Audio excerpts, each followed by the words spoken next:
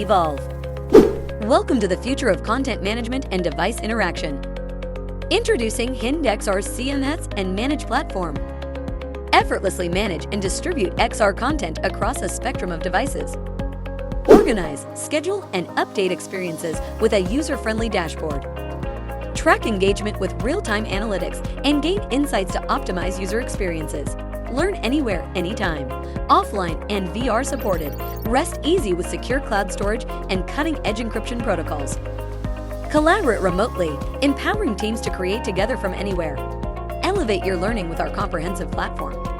Join us in shaping the future today. Your XR journey starts here with limitless possibilities. So by doing this, we actually try and stitch the entire XR ecosystem and come as a whole suite of offerings to the organization which are looking to upskill their staff and take their enterprises to the next level. Hello and welcome to Rashi Foundation. Hind XR is a fast-growing platform on a mission to enhance personal skills through immersive learning. Hind XR is a device and data management platform for the extended reality ecosystem. We are glad to welcome Aditya Walia, founder and CEO of Hind XR, and also the CEO for Hind Domain Technologies. Aditya, आपका बहुत-बहुत स्वागत है. Thank you for having me, Rashi. Okay, to start with Aditya, so what exactly inspired you to venture into the world of extended reality? Also tell us about the driving force behind XR-focused startup. Quite frankly, that's a really interesting question. And it's not VR. I stumbled upon the knowledge sector first. So I started my journey with Ernst & Young as a consultant after finishing from the law school. And I deeply worked with the governmental bodies, wherein there is a body called PMU, Project Management Units. And our task was to manage and see how the knowledge information is translated to the deepest level of the workforce in the country. And that was a point when I realized that information is need to be defragmented and given in the simplest form. Having said that, I was working on multiple IoT-centric devices based ventures, and we thought of creating something using virtual reality or more simulative-based training, which can be used by the masses. Having said that, we used first of its kind technology on the smartphone. So the virtual reality is something wherein we use high-end devices. Either they are VR, augmented reality, but we thought of the mechanism wherein these learnings, training, simulation can be taken down to the lowest level by using it over the smartphone by just implementing over the plastic headset. So this was my vision. Moreover, talking about the driving force, we are sitting in a country with over 50% of unskilled people. Moreover, we have the population of highest number of STEM graduates. There's a vast number of people who need to be trained, skilled to have a proper memory in muscles so that they can utilize their knowledge, skill, experience to earn their livelihood. We're talking about country to achieve $10 trillion, maybe more. So using the kind of technology we are talking about, it enhances the human capability. We don't try to take off the human capability from like building something on other technologies like there are other players. However, just strengthening what humans have so that they can perform better. So this was our vision.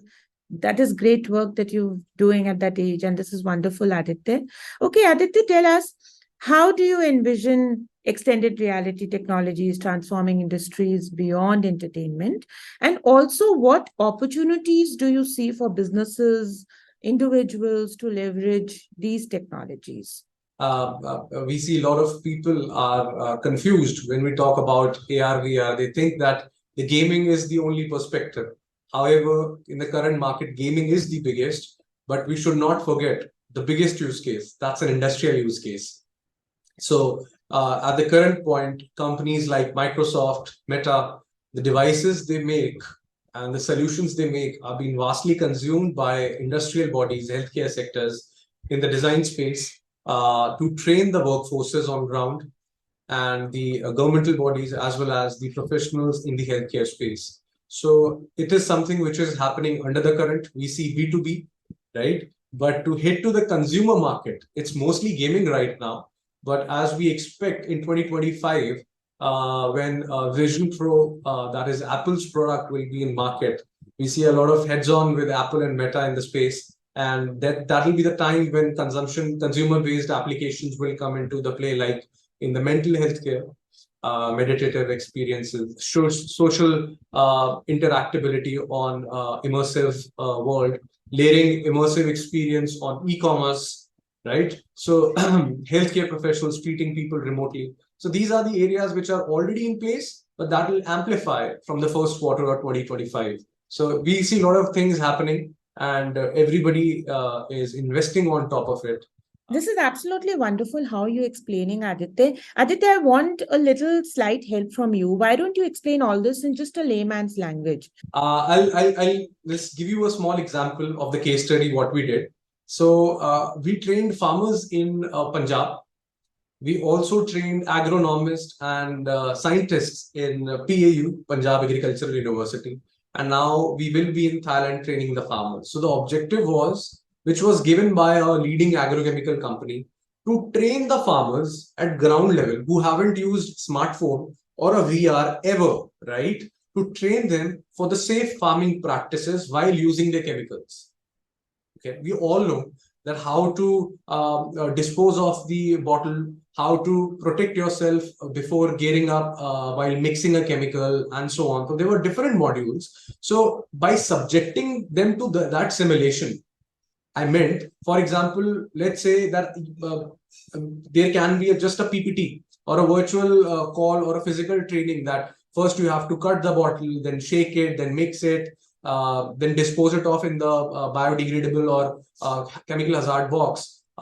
First wear your jacket, then boots, and so on. But what we did, we created the content for the organization. Then we disseminated that content through our content management platform, like Netflix, right? So we have a Netflix kind of an engine. I'm just giving a very simple example, wherein you load a content and you disseminate the content to those specific users just on their devices. Now, when they opened up our app, they were subjected into that immersive world. They felt like they were in a field. They had different kind of bottles, right? When they went onto the question mark, they'll see entire process, what to do, how not to do. The story was narrated. After that, after the tutorial was given, they were subjected to the situation, ki ab aap karo, right? Now, every step of theirs was recorded in the backend engine of ours, which was given to that organization. Now, this is the part wherein we specialize by coming in as not just as a content creator, but also giving a white label content management and delivery solution, wherein any enterprise can give and have access of the capability of their learners. They can be doctors, they can be government professionals, armed forces, industry people working at any manufacturing. So explain them first step-by-step process, then ask them to do those steps by picking the right options. If they pick anything wrong, they will have to start again. Or at the end, they will see their report card that where they have failed, what was the progress, where were they able to perform it in the right time, and so on. So this is something which we did, and it was really appreciated. When I moved from that location, farmers like, give us this device. We would like to have this kind of experience again and again. This is a very simple example I gave, but there are far more technical use cases also. Do you realize the kind of good work you're doing? After hearing this, I'm getting goosebumps because this is something, you have to understand the product you're selling. And I think you exactly know what you're doing. And the passion in your eyes is absolutely great. Congratulations for that, Aditya. This is wonderful. I'm sure when you are trying to introduce something new into the market, you definitely face a lot of challenges. Okay. So now, what have you faced while navigating the XR industry, and how did you address them? This is a common question which me and my team discuss, and they grill me with this question rather than me asking them that how do you face the challenge every day? So let me put it in very simple words. Whenever you have a new technology, right, there are challenges because there are costs related to it. there are stigmas related to it, that whether this will cut the workforce, right? Whether this will be expensive, how can we scale it up? Will there be more reliant towards the machines rather than humans, like a lot of people think on AI? But I think it's aiding all these factors. How? It's not cutting off the human job. It's supplementing to what humans are doing. Now, for example, I can teach my staff right now. I can discuss with my team in India, but I may not be present in Thailand or in Africa to train them for any specific task. Now I want to start a project up there, let's say a 4G ground wire laying. How can I train them on specifics of machines which they have not seen? The best thing is that I send the machines to them. I send a trainer, a team of trainer, manage the logistics of a trainer, implement it everything seamlessly, and then get back on the reporting. And then there is also no surety that how much time I need to place that specific person there. Now just imagine, and not just imagine, I can make you see that also, that by opening a dashboard and sending a content via smartphone to that person in Africa of any BTS device or wiring or 4G or 5G, they can have an access of updated devices which they have to use, right? And first they look at the tutorials as many times they can. It works seamlessly offline also. We have an offline chat support as well. And whatever steps they do, it's getting tracked by the administration or the company. So whosoever is the vendor, they can track that this person, this enterprise, this agency stands here. Now, the cost efficient part is, as you can see, there is no personal interventions in that specific area. We don't need to set up an academy there, right? We don't need to send our highly expensive equipments on the first go, where our chances of getting spoiled or broke or anything getting broken, chances of downtime. So better just load it and have an access so that they play around with it and not just learn, but also have an experience. So if you have to hire somebody, what do you look at? An experienced or a learned person? I'm sure most of the people will say a person who's experienced, right? So, but using these kind of technologies, you're not just making them learn, you're blending both the threads and making them experienced as well as learned. So that's where the immersive experience comes in. Because the more and more times you do a specific task, your brain subconsciously builds the muscle memory. So when you are subjected to those things in real, you know how to play around with that. And also in the respective times. See, extended reality often overlaps with the, other cutting edge technologies such as AI, blockchain, etc. Now, how do you see these synergies shaping the future of XR, and how do you stay ahead in this associative landscape? Reason being because the way XR is seen, it'll be a next VR. It'll be a next wearable, right? You just saw the version 1 of Apple's Vision Pro. I don't know if you have used Meta's Quest or any of the VR devices, but if get a chance, I'll just make sure that you have a hands-on experience. These are all very early stage, but they won't take much time in next 2 years when these devices get more handy and sleeker. By saying so, that increases the chance of people carrying it most of the time, right? And using it for more time rather than just using for hour, 2 hour, 3 hour for the respective purpose which they are consuming right now. When I say when the usage increases, there are higher chances of extension, different applications which will be integrated on top of it, right? We don't buy a cell phone just for the sake of the cell phone, right? We buy a cell phone to interact with the people. We buy a cell phone to capture memories. On the similar way, when the wearable of the XR will be used by people, like the glasses you're wearing, they are glasses which have the capability of the smart glasses which are in the market. But just imagine AI working on your voice command or translating just using your cameras, making things simple for you, helping you navigate your way, guiding you on steps wherein you need advice or assistance. You might forget something like a car keys at your house before taking the stairs down, and it advising you on those things. So, and a lot more, During the healthcare sector, something which is already in place in the early detection of skin cancer.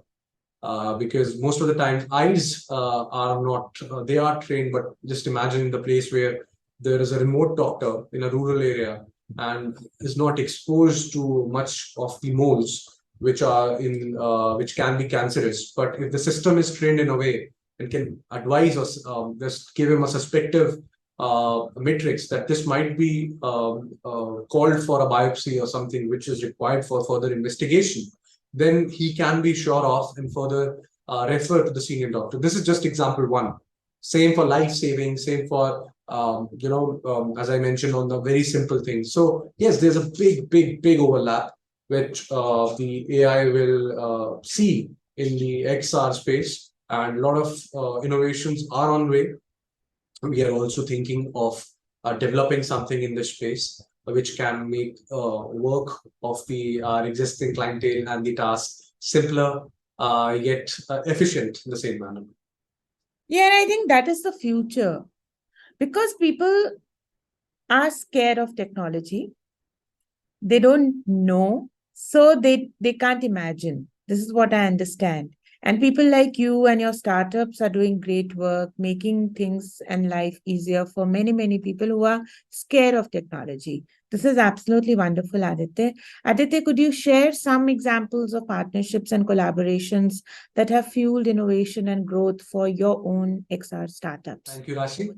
And we've been fortunate in this because after incorporating in 4 months, we were shortlisted for an XR startup program, but just not gave us a grant of money which was required at that point, but also motivated the entire team, because we got chance to work closely with organization like Meta, which is a giant in the XR and the technology space. Also getting us exposed to Ministry of Electronics and IT, wherein I'm thankful to the ministry and the government to support the ventures like us and to uplift the technology which can change the landscape of the country and help in scale and eventually aiding to the GDP of the nation. So we've been fortunate in this space. And lastly, because this all initiative was driven by GUSEC, that is Gujarat University Student Entrepreneurial Cell.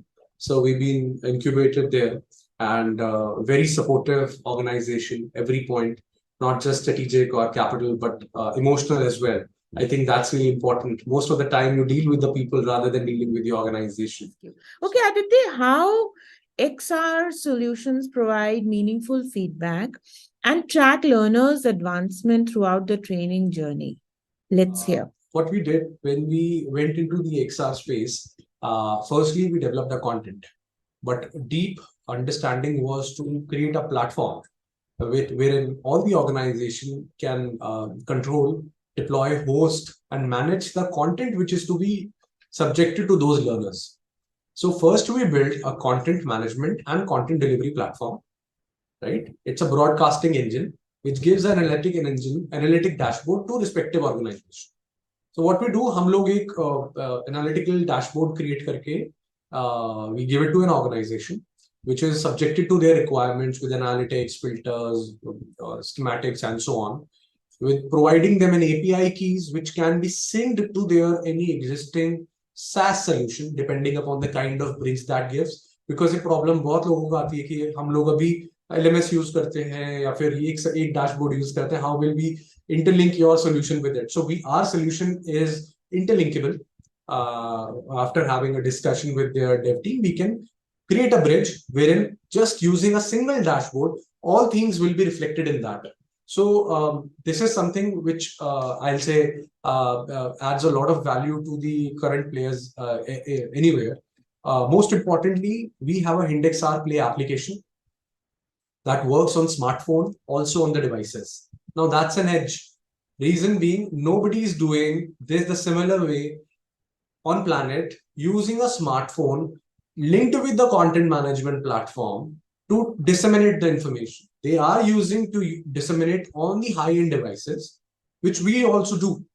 By saying high-end, this means a Pico, a Quest, HoloLens, these kind of devices, which are expensive, starting from 30,000, going up to 3 lakhs or more per device. But we understood that to take the technology to the masses, to give them a taste, and also to allow the organizations or enterprises to deploy, control, manage of the data, they need something which is handy, right? I mean, I don't want to integrate UPI to a Chandrayaan, right? I would love to integrate UPI to something which is really handy to people. That's why it came to smartphones. You can transact, you can scan, and so on. So that's the vision why we created a solution in a way that all those content can be consumed through a smartphone, and our application platform will able to track all the stuff for you. And it is not just for the content we create. It is open for the content created by the organization or for third parties. So that's a super differentiator. Now let's take an example of a manufacturing company which has hundreds and thousands of employees who use the devices, now controlling their Wi-Fi status, rebooting the software, cutting off from their content, updating the content, checking what's the status of the Wi-Fi, is there any virus or not, lot of things. So it's a very basic things that मैं आपको बता रहा हूँ, but this comes under the part of the device management. So we also do that. So 3 things what we have right now, besides of creating the content, is having a content management platform for devices and smartphone, having an HindXR application for smartphone, which can be linked to the devices, and a device management platform only for the devices. So by doing this, we actually try and stitch the entire XR ecosystem and come as a whole suite of offerings to the organization, which are looking to upskill their staff and take their enterprises to the next level. Wonderful. Okay, Aditya, beyond business applications, XR also has the potential for social impact. So tell us more on that. Thank you, Rashi. I will give you an example of the current work. So we are working for GIZ. It's a German organization, one of the biggest charitable foundation working out of Germany, and they deploy projects across the world, including Africa, Thailand, South Asia, India, and multiple regions. So we have already working with them with respect to capacity building and training as per their mandate. Because if you talk about the rural people, right, wherein there is less understanding. I gave you the example of farmers, and you can understand that just to teach them through a Prod Shiksha Gyan or any application, that might be a time-taking process, but subjecting them to things which can be done through hands and then exposing them to the real things has a lot of things. So even if it is required to train somebody for personal hygiene or for first aid in case of any insect bite or any reptile bite, or going up to the skill and capacity building of any specific region, right? XR has pivotal use cases which has been deployed worldwide.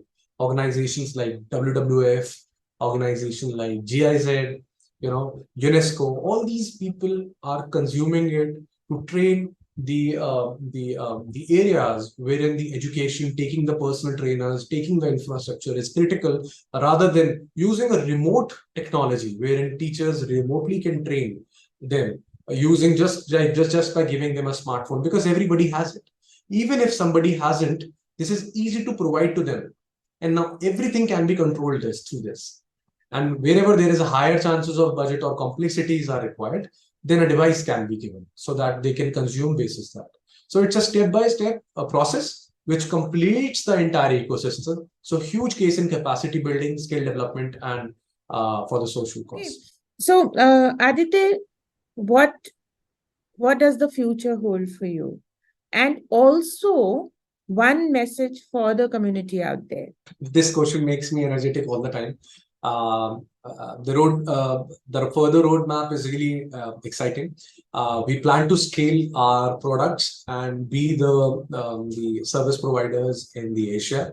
Help all the companies, government bodies to upskill the workforce and staff and have a better control of information, what is imparted.